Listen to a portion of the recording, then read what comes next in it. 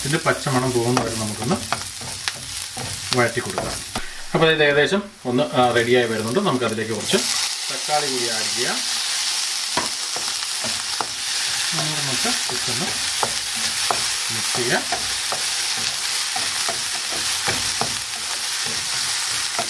തക്കാളിയൊക്കെ ഒന്ന് റെഡിയാകുന്ന ആ സമയത്തേക്ക് നമുക്ക് ഒരല്പം മുളക് പൊടി ആഡ് ചെയ്യാം.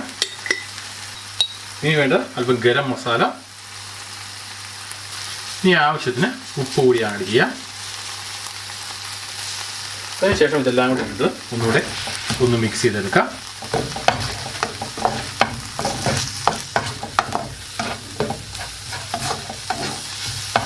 നമുക്ക് വേണമെങ്കിൽ ഒരല്പം വെള്ളം ഒഴിച്ചു കൊടുക്കാം. ഒരല്പം മതി, ഒരുപാട് ഒഴിക്കണ്ട. ഒഴിച്ചിരിക്കുന്ന മിക്സ്